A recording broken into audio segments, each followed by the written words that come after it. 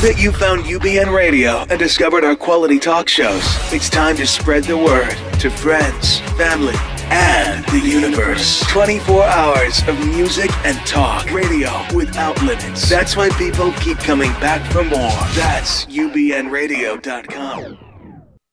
Jump off that exhausting hamster wheel and into balanced living with Dr. Marissa. Promise you joy in the mystery. Dr. Marissa, also known as the Asian Oprah. Her mission, to be a beneficial presence on the planet. Her purpose, to be your personal advocate to live, laugh, love, learn. Her life motto, don't die wondering. Take back your life with Dr. Marissa Pay. Welcome. You are tuned into my weekly talk radio show called Take My Advice. I'm not using it. Get balanced with Dr. Marissa every Tuesday at naturally high noon out of the Sunset Gower Studios in Hollywood, California on Universal Broadcasting Network. And then every Thursdays at 7 and Saturdays at 1 on my syndicated CNBC News Radio channel KCAA, AM 1050, FM 106.5, and now everywhere and all the time on iHeartRadio. And this is a show about hope and happiness, and how you can be happy 88% of the time. So there's no gossip, no scandal, and no K-words, no Kardashian talk at all, and no CNN, no constantly negative news, because I want you to focus on your own reality show and how you can be the best that you can be. And so we have lots of different guests and topics to that end. And if you've missed any of them, I've had guests like Marianne Williamson, Marianne from Gilligan's Island, Keiko Matsui, jazz keyboardist on Billboard, to Lisa Nichols a couple weeks ago, to Tony Tennille from The Captain and Tennille. I've got it for you, so please do go to YouTube if you've missed any of those shows and keep it tuned here. And today I am continuing my fabulous wisdom series with more wisdom teachers. And if you remember, I celebrated my 200th show with a fabulous, powerful panel of Neil Donald Walsh, Dr. Michael Bernard Beckwith, and Bishop Carlton. And I thought I would follow that up. It's more than 200 shows now with two fantastic teachers who you will want to hear if you've not already heard. The first is Bob Proctor, the Dean of Prosperity and Abundance Teachings, shows people how to understand their hidden abilities to do more, be more, and have more in every area of life. His teachings are primarily based on Napoleon Hill's Think and Grow Rich, and his delivery is second to none. For more than 55 years, Bob Proctor has focused his entire agenda around helping people create lush lives of prosperity, rewarding relationships, and spiritual awareness. As one of the world's most highly regarded speakers on prosperity, he is internationally known for his inspirational and motivational style. He's been interviewed on CNN by Larry King and on the Ellen DeGeneres Show, and will be on CNN Espanol later this month. And the second, Dr. Michael Bernard Beckwith, no stranger to my show since he is my big brother, is the founder and spiritual director of the Agape International Spiritual Center in Los Angeles, which is celebrating its 30th year. 3 of his most recent books, Life Visioning, Spiritual Liberation, and Transcendence Expanded, are recipients of the prestigious Nautilus Award. Beckwith has appeared on Super Soul Sunday just recently, Dr. Oz, again, The Oprah Show, Larry King Live, Tavis Smiley, and his own PBS special, The Answer Is You. He's part of Oprah Winfrey's inaugural Super Soul 100. A sought-after speaker and meditation teacher, Michael's been the recipient of numerous humanitarian awards. Every Friday at 1 PST, thousands tune to his radio show on KPFK. Wake up, the sound of transformation. Please welcome two brilliant, fabulous men in my life, Dr. Michael Bernard Beckwith and Bob Proctor. Good day to you, Marissa. Thank you for having us. Absolutely. Thank you, Marissa. Good to be here with you and Michael. Absolutely. And congratulations to you, Bob. One of the reasons I brought you on is because you are getting a fabulous tribute at Carnegie Hall in New York next month for your many years of work. And I was just corrected. I thought you were 81, but you are 82. So you're a very good-looking 82. You must use oil of Olay. I don't hang around with old people, Doctor. Well, it shows. Yeah, that's good advice. Don't hang around with old people. Well, I love that saying, you don't stop laughing because you grow old. You grow old because you stop laughing. So we do a lot of laughing here. So welcome to, and congratulations on your tribute. And both of us will be there in November, and we'll have a little more information about that later on in the show as well. We're giving away 2 tickets to that. PJ was kind enough to offer those to my listeners. So that will be part of the Asian Oprah giveaway later on the show. So you'll want to stay tuned so you can know how to win that. But first of all, I would like to, I know I usually don't talk about politics, but we're so close to the election. We're so close to deciding. And Bob, you're actually Canadian, but I did want a couple of minutes to just talk about, we as people who are trying to encourage people to be the best that they can be. We're in America. We're also about, nonviolence. We're also about raising the awareness and consciousness of spirituality and new thought and ancient wisdom. What do you say to Americans right now who are either disgusted with both candidates, who are not knowing how to vote or wanting to be good Americans, not understanding what's going on? What would you say to them? Well, first of all, I think America is the greatest country in the world. I am Canadian, but I love America. I think America has taught the world something about opportunity. It's the most generous country in the history of the world, and there's such great opportunity. You can focus on what's wrong with the election, or you can focus on the fact that they have an electoral system where anybody can run. And I think there's too much negativity in it. Mm-hmm. That's about all it is right now. But it's still, it's a free election. People can choose who they want. Mm-hmm. And I think America is a great country. Okay. I've always felt that. I felt it for years. I remember one time many years ago, I got a green card, and I was driving across the border at Windsor, Detroit. My kids were all small. They were very small. I think the oldest one was maybe 7. And then they run 5 to 4, something like that. And we crossed the border. We had all the papers, and they gave me the green card. They took and laminated it and gave it to me. And I was driving away from customs, driving into Michigan, and I had the most overwhelming feeling of gratitude. It was very special. I can still remember it very clear in my mind, and I'm going way back to the late 60s. And I felt so fortunate that I could go anywhere in America. I could go from state to state. I could stay there for the rest of my life if I wanted. I could work there. I could start a business there. Mm-hmm. And I couldn't help but think of the millions of people that probably take it for granted. Mm-hmm. See, I was just given this card. I was an adult. I was married with children. And it was just an overwhelming feeling of freedom and gratitude. And I never forgot that. Mm-hmm. Mm-hmm. So when I think of America, that's one thing that comes to my mind. Right. Michael?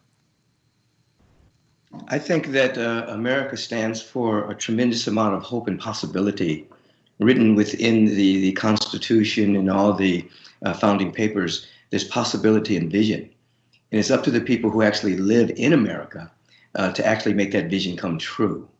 There's obviously a tremendous amount of work to be done in the justice system, the legal system, educational system, the medical system, to come up to the highest vision of possible. That's possible. So it takes a tremendous amount of work. I stand with Bob in terms of the awareness that there's tremendous opportunity and possibility here for people who can think outside of the box, can begin to see themselves with a greater identity, an identity of the light, the identity of a spiritual being that has no limits and no limitations, and so there's tremendous opportunities. So America is a place of tremendous hope. And as someone who lives here and who has grown up in America, I've always been one who was always on the edge of trying to make it better, trying to transform it, trying to bring it into the ideal that it holds. It was Dr. King who said that he loved America so much that I'm paraphrasing, of course, that his love of America allowed him the possibility to criticize it more than others because of where he stood and what he was experiencing at that particular time in his life.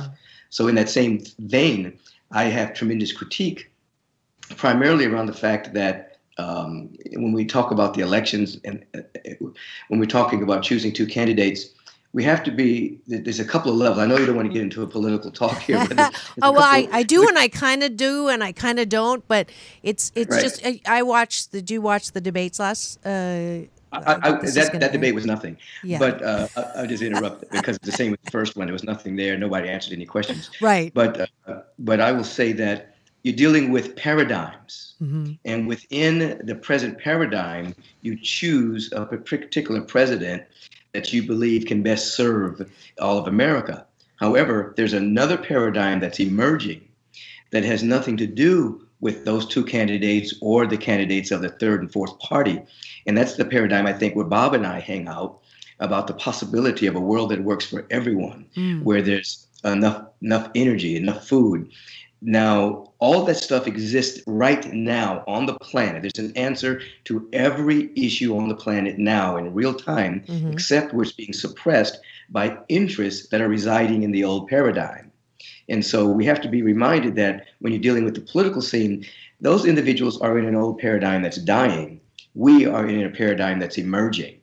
And so if we can always separate that in the old paradigm, choose the best candidate possible. But at the same time, work for the emerging paradigm that speaks to more of a global awareness of everyone's needs being met.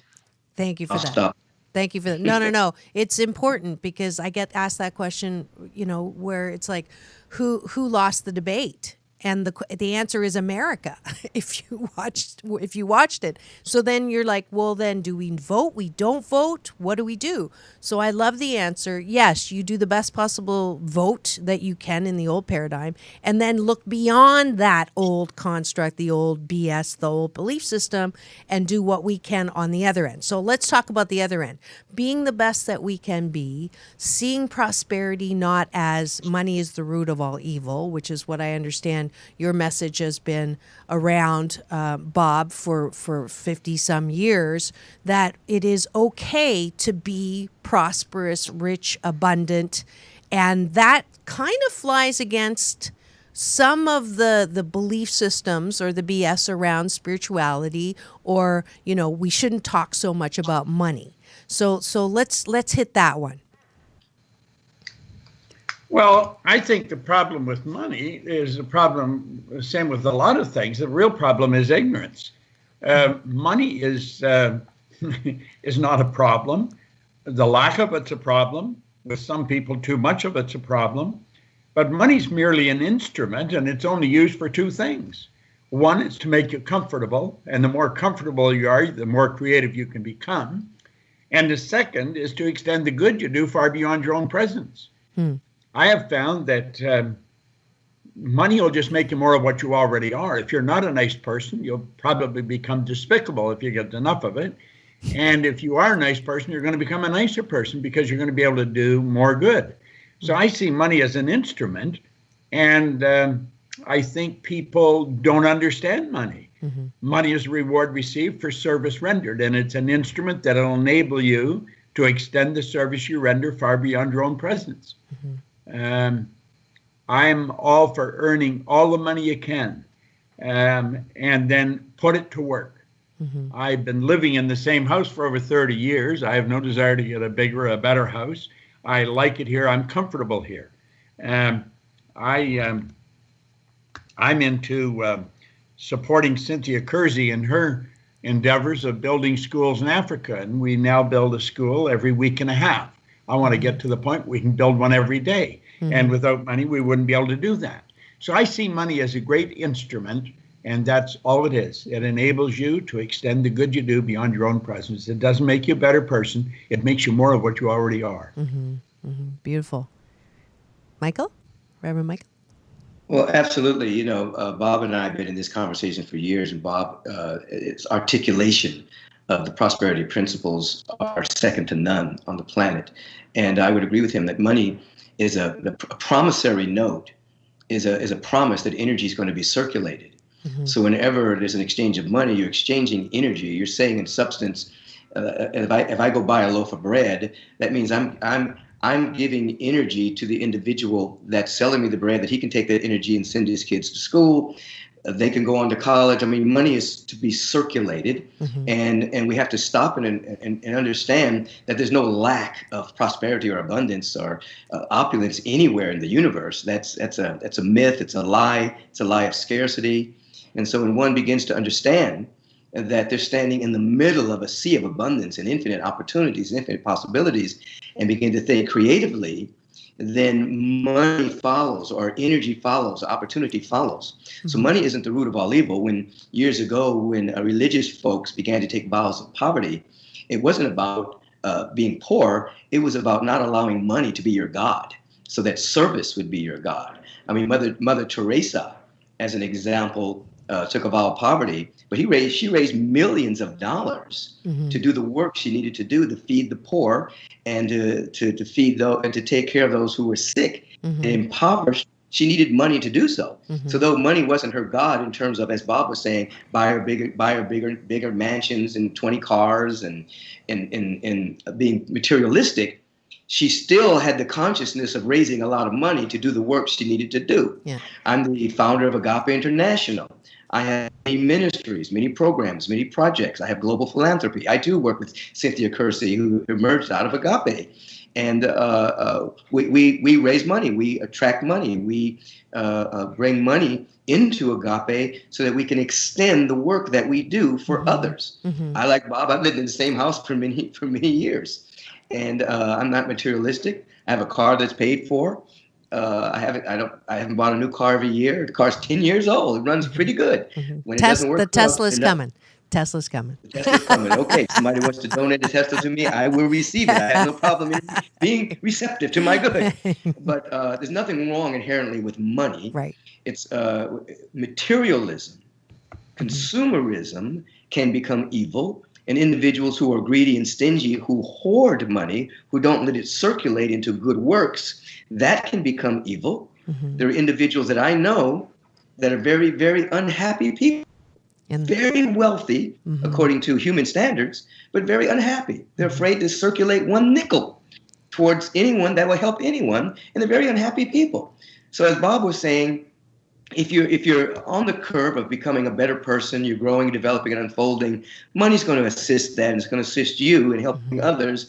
And if you're on the curve of not knowing yourself, being ignorant of your real identity, and you're in a consciousness of lack, even if you get a lot of money, you'll be a poor person with a lot of money, and you'll end up despising your life. And so I have no problems with money.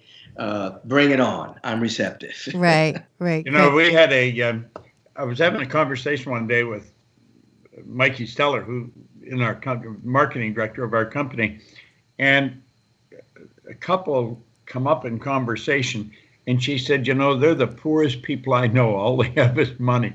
All they have is money.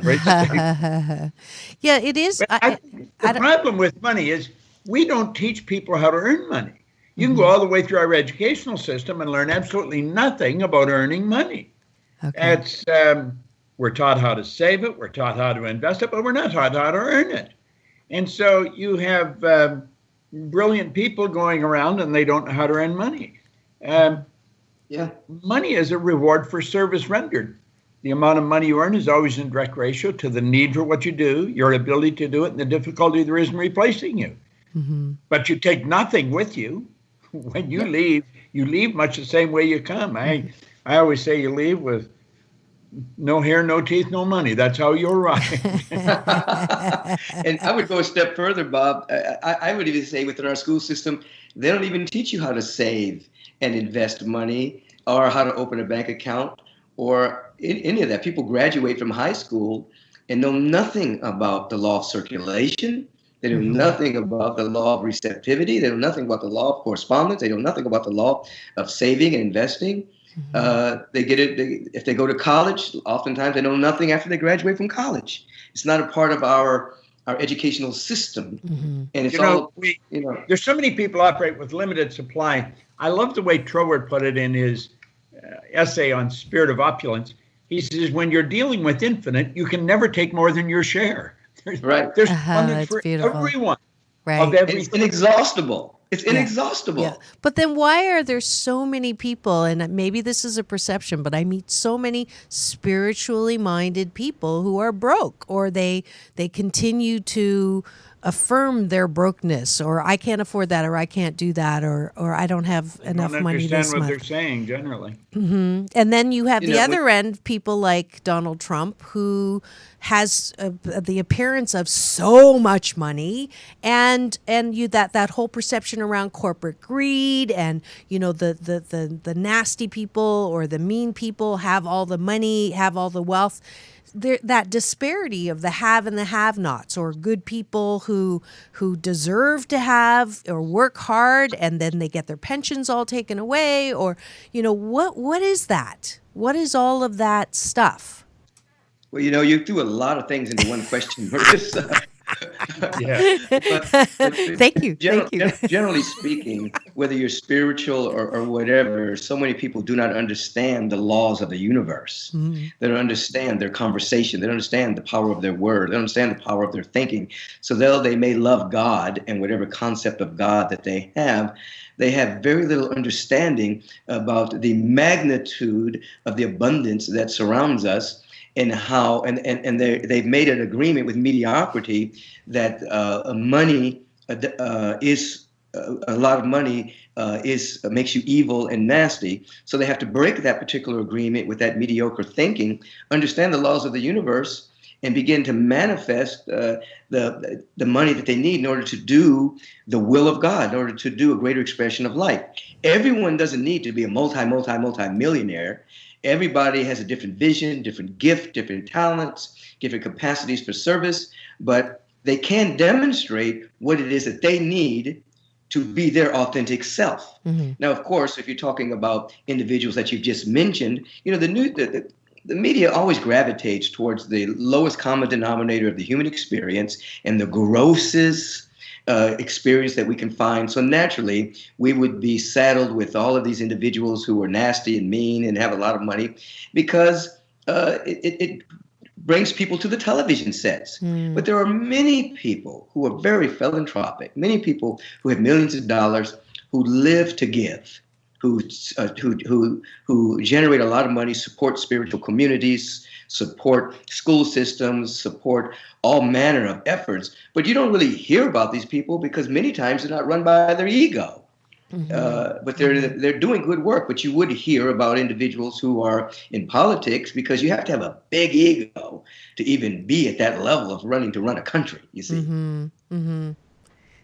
That's great. That's great. Thank you. That actually answered all of mine, all of my myriad of questions. And if you've just tuned in and you're wondering who the two fabulous men on my camera are and in my studio today, it is Bob Proctor, and he is a master coach. He's a prosperity teacher. He's been doing this forever. And Dr. Michael Bernard Beckwith, founder of Agape International Spiritual Center, also known as my big brother. And they are here sharing their wisdom to add to my wisdom series. You'll remember the show with Neil Donald Walsh and with Don Miguel Ruiz. And we're talking about money. We're talking a little bit about politics. And now I'm going to highlight you, Bob, just for a second, and talk about who would you say your two most important, influential mentors were in getting you to where you are today. And Michael, that'll come to you as well in the next question. Well, actually, there's more than two. There's three or four. Okay. Ray Stanford is the first one. He is a man that I came across in 1961, and he gave me this book.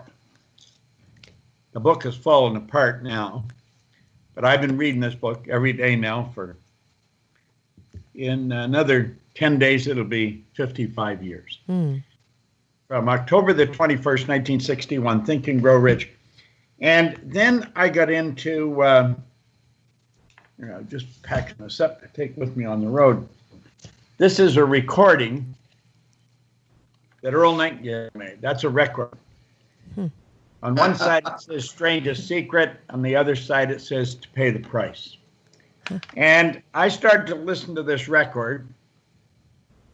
I should show you this because this is a bit of an antique as well.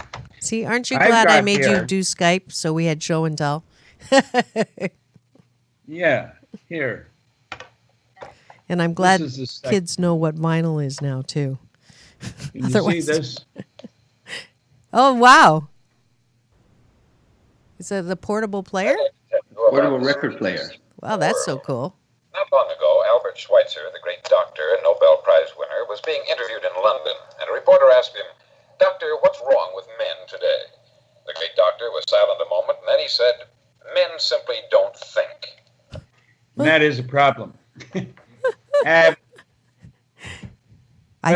I got into Think and Grow Rich, and then I got Earl Nightingale's condensed narration of Think and Grow Rich, which led me to that recording, The Strangest Secret.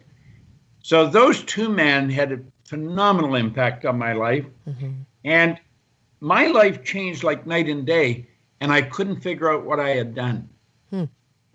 I was living in England. I started cleaning offices to earn some extra money. And within a year of reading this and sitting down with Ray, my income had gone from $4,000 to $175,000. I remember when he gave me this book, he said, "If you'll do exactly what I tell you, you can have anything you seriously want." Well, I didn't believe that. I was broke. I was unhappy. No formal education. And I just didn't believe it. But I believed he believed it. And I think that did something to me. And so I started to do exactly what he said. I was living in England. I had opened offices in about 7 different cities in Canada and the United States. And I was living over in England, and I had earned over $1 million, and I couldn't figure out what happened. I didn't think I was lucky. I didn't believe in luck. I had been raised to believe if you're going to do really well, you've got to be really smart. I knew I wasn't that smart. I'd also been raised to believe if you don't go to school, you'll never get a good job. I didn't have a good job. I owned the company. And I had only gone to school for 2 months, high school. And so I wanted to know what happened, and I started to study.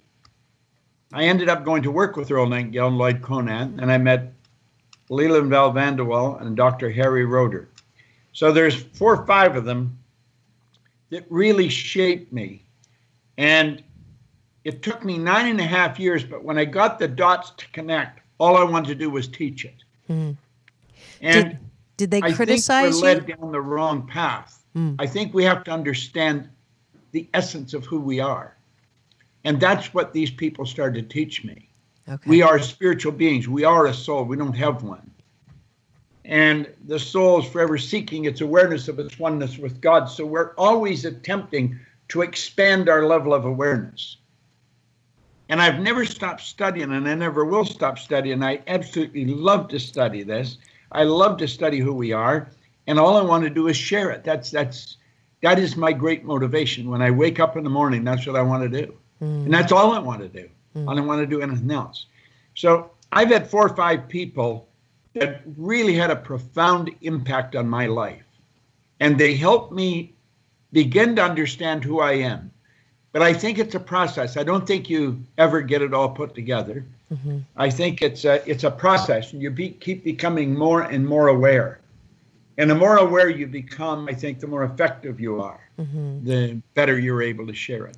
How much of that was them believing in you even though you didn't believe in yourself?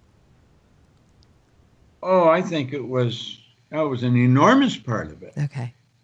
You see, I think what they do is they lead you to start to believing in yourself. Mm-hmm. Mm-hmm.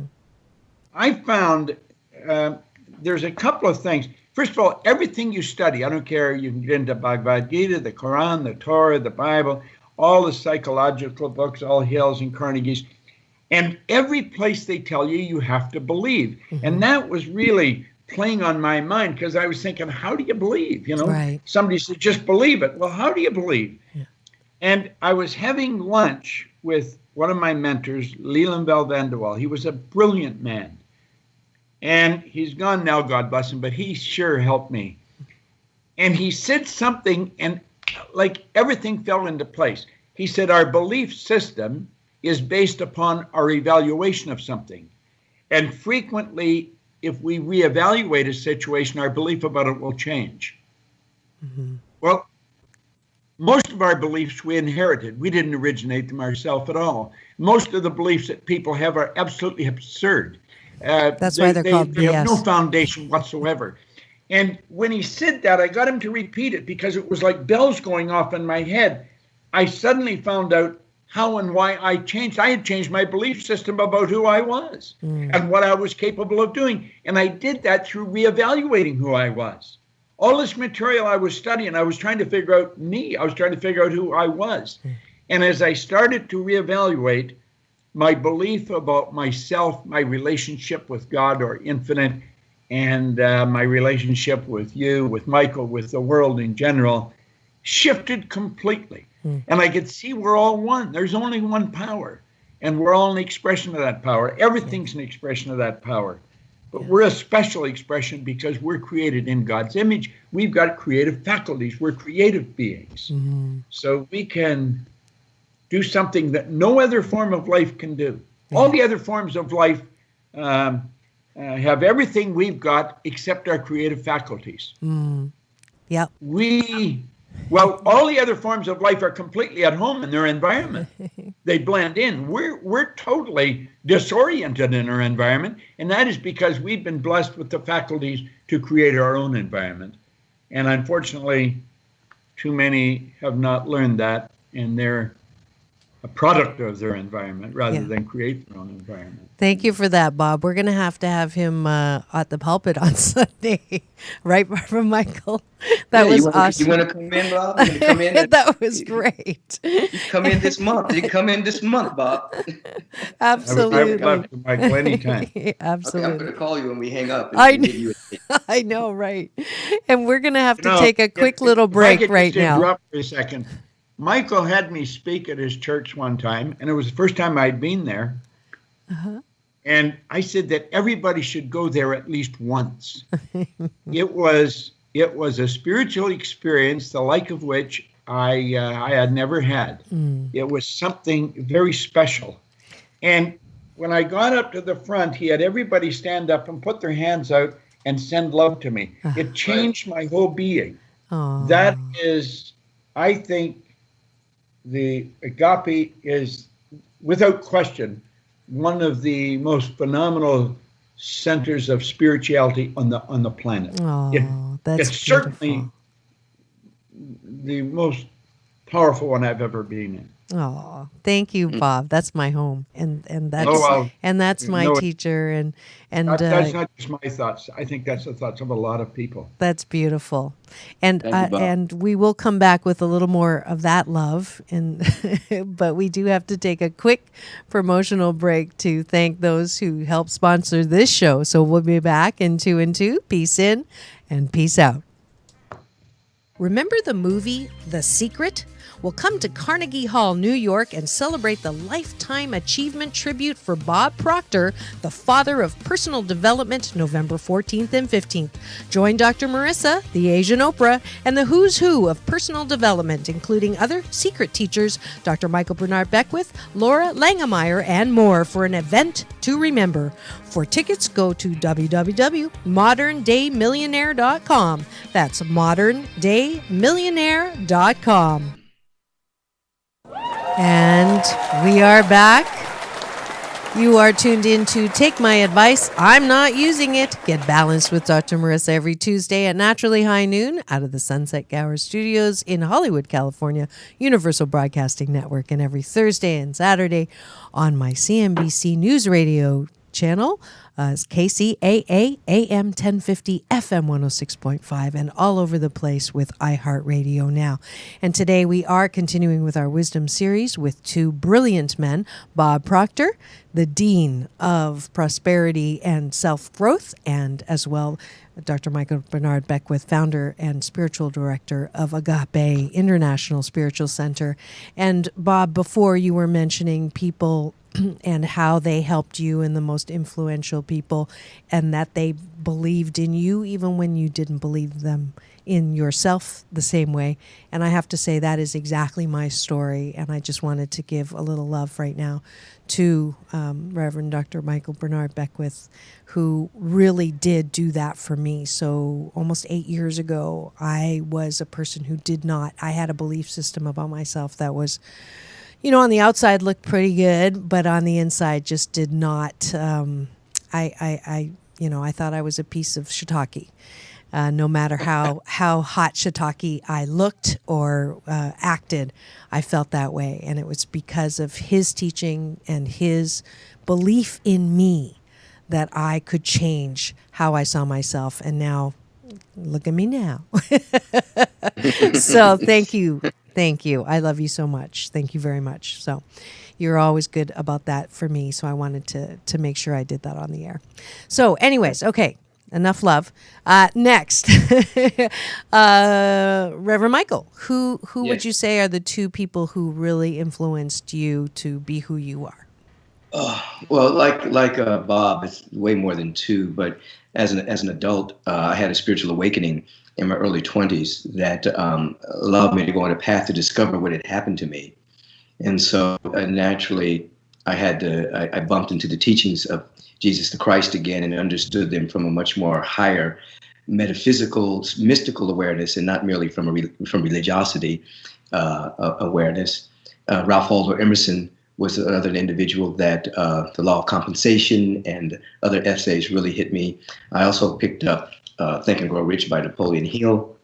Dr. Daniel M. Morgan, who was the founder of the Agape Church of Religious Science, a great articulate word master of metaphysics, helped me put language to the experience I was having within. Dr. Homer Johnson, a great metaphysical mystic that I would sit with on Saturdays, many Saturdays, riding my bicycle over to his house, helped me understand the inner dynamic of my oneness with God that I was feeling so intensely. Dr. Thomas Troward, Dr. Thomas Troward, I studied his work, studied Ernest Holmes.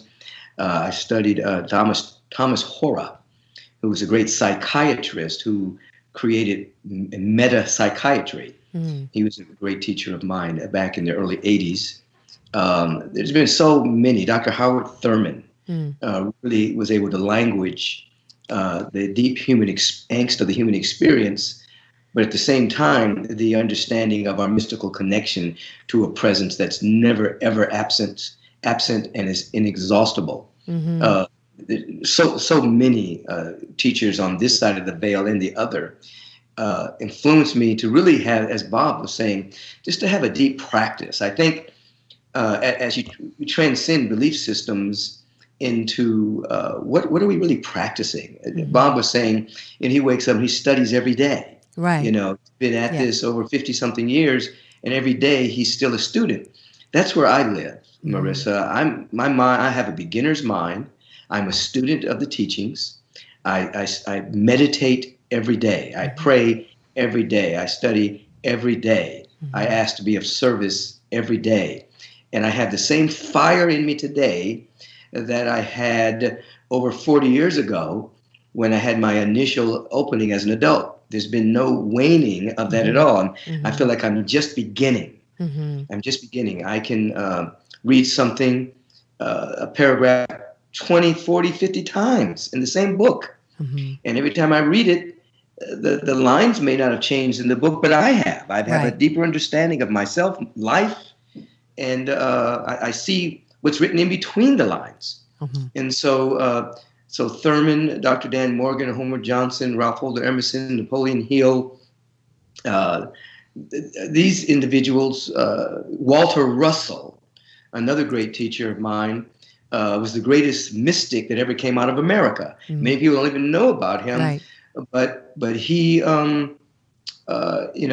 he recorded the many of the elements in the chart before individuals could see it. He was a multimillionaire. He was a ice skating champion at 69 years old. He invented the duplex. So across the he was a deeply spiritual man, but like we were talking about earlier, he had no problem with money. He was a deeply spiritual man. He went into cosmic consciousness. At the same time, was a multimillionaire, a great, wonderful mansion in Virginia, great teacher. He was one of my early influencers, because when I would go into these bouts of being in the light for periods of time, I didn't know what that was until I studied Walter Russell and studied some of the great mystics. I understood I was being taught in the light from these cosmic awarenesses. So Walter Russell influenced my life tremendously. Right. And everyone should know who Walter Russell is, if you're an American at least. There's a wonderful book called The Man Who Tapped the Secrets of the Universe by Glenn Clark. And he writes about Walter Russell. And the other book he wrote was about George Washington Carver, the man who talked to flowers. That was another great influencer, because most people think that George Washington Carver was a scientist. He was a mystic. He woke up at 4 o'clock every single day, talked to the flowers. They would tell him what they were useful for.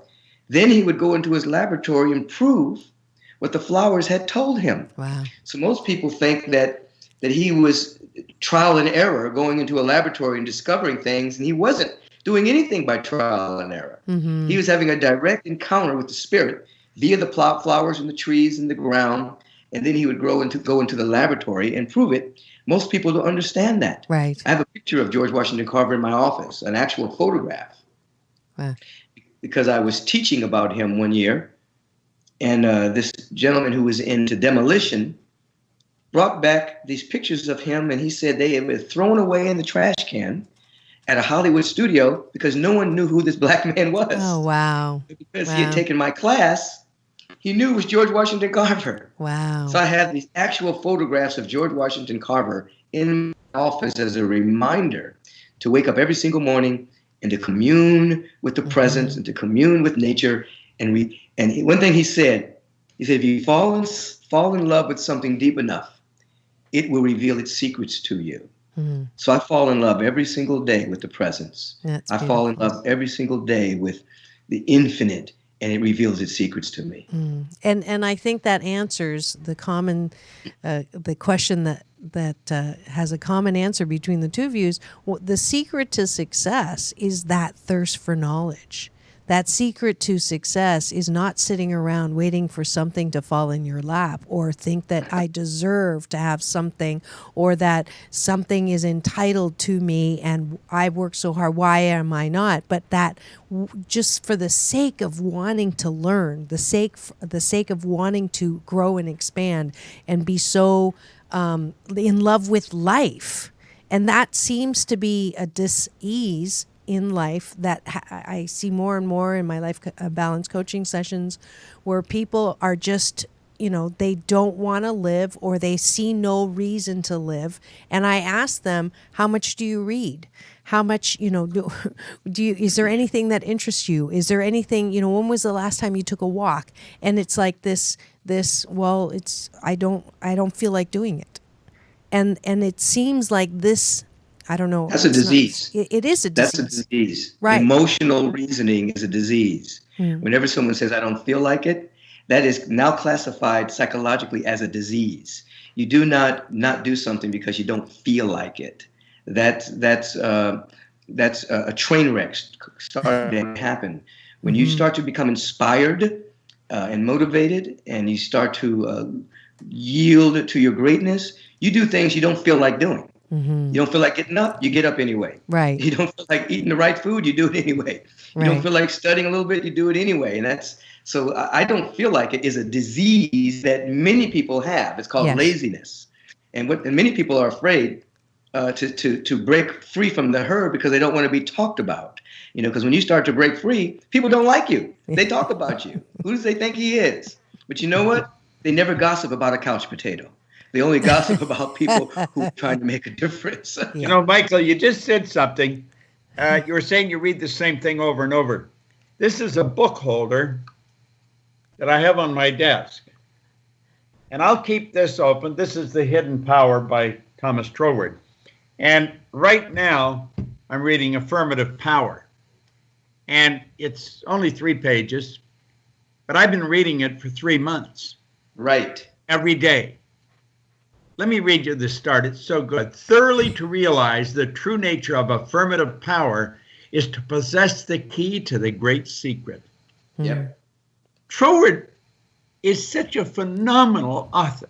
My goodness. He takes the most complicated and he winnows it down so I can understand it. But I have this.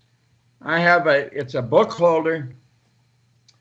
When I went into Earl Nightingale's office way back around 1965, I noticed he had a holder to hold the book open on his desk. And that stuck in my mind. Mm. And I asked him why he had it. He said, because I read the same page over and over again for a couple of months. I've been doing it ever since then. Yeah. Yep. The same thing. I love Thomas Troward. I have a powerful statement that I love of his. He says, in order to understand the wonders of the universe, you have to do 2 things. You have to realize you're at the center of it. At the same time, you have to withdraw all thinking that you can contribute anything to its efficiency. So you're at the center of the universe, and you can't control any of its efficiency. You're not all that. In the Dory lectures, he said something that's very interesting, and a person could easily miss. He said, my mind is a center of divine operation. That's right. Now, in everything, if I was holding a basketball, there's only one center. There's only one center in this studio that I'm in. There's only one center in a city. If I had an apple, there's only one center. He said, my mind is a center. That would indicate there's more than one center. Right. And I stumbled on that, and I thought, wow, that's huge.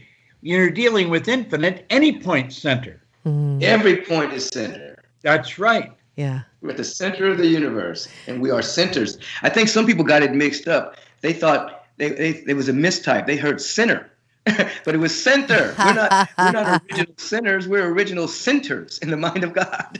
That's right.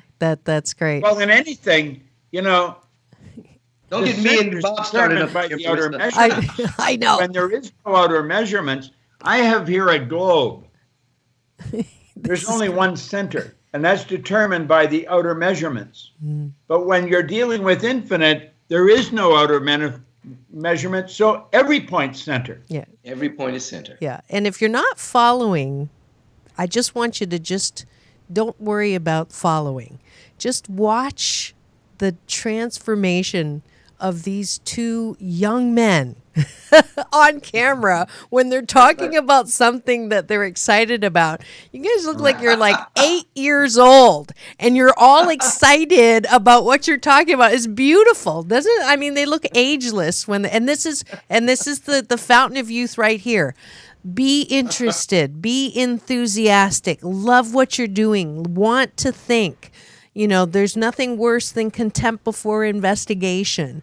Just go out and learn and grow and think and be rich and use the money that you have to do everything that you want and more. And that, I think, is the bottom line here. I have traveled all over the world now for well over 50 years. And I have found everywhere I go, I keep asking people, what do you want? What do you really want? Mm-hmm. And I've come to the conclusion people just want 3 basic things. Oddly enough, most people don't want to be really wealthy. What they do want, they don't want to have any financial concerns. They want to be free insofar as money's concerned. If they want to take a trip, they want to be able to take it. Mm-hmm. If they want to buy a dress or a suit, they want to be able to buy it. No financial concerns. Number 2, they want to wake up and really be excited about how they're going to spend their day. Mm-hmm. They're going to do what they love all day.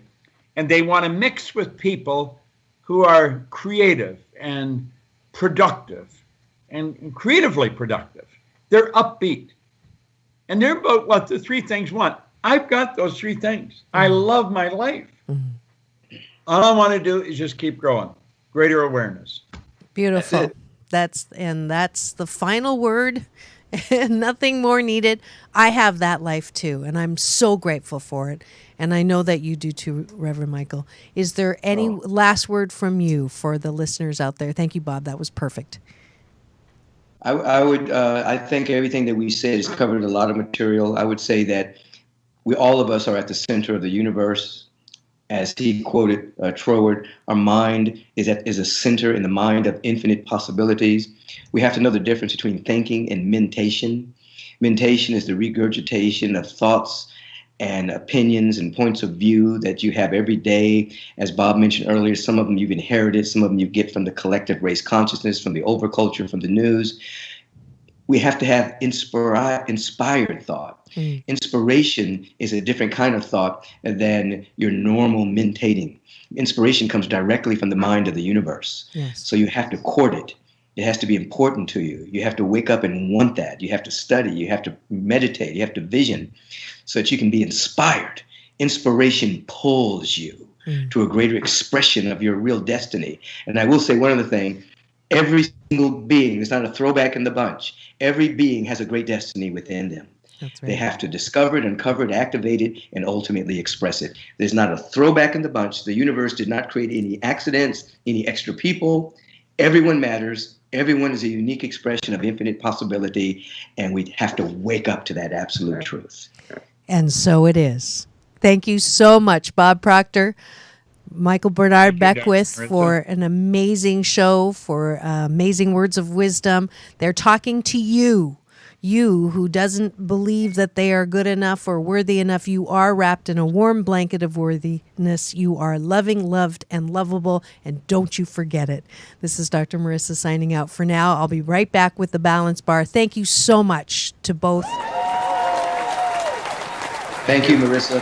Thank you. It's always good being with you, Bob. My pleasure, Michael. We'll see you in New York. I'm going to call you about a date to speak at Agape. Okay. Absolutely. I'd love it. Absolutely. Thank you so much. Thank you.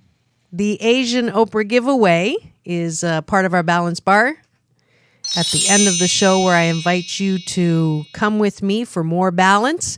And the Asian Oprah giveaway today is 2 premier tickets to Bob Proctor's tribute at Carnegie Hall, and that is November 14th and 15th. And they were kind enough to gift me 2 premier tickets worth over $500. So the first 2 to contact me at forbalance.org on my website and say, I want to go to New York, you will receive those free tickets.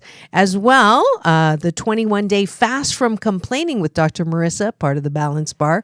My tip for day 18 is when I wake up, my ego wants me to board the train that is afraid of what bad things might happen, who has done me wrong, who might be doing me wrong, and what I haven't done perfectly, and then I want to complain. I can choose to move my ego into the passenger seat or just get off that train altogether and board the one on the other side of the tracks. My freedom train gently guides my mind to focus on the things that are good, beautiful, working in my life, that all my needs are met, that I have a roof over my head, food on the table, love in my life, and no matter what CNN, constantly negative news, and the old say, the universe wants me to be happy, joyous, and free.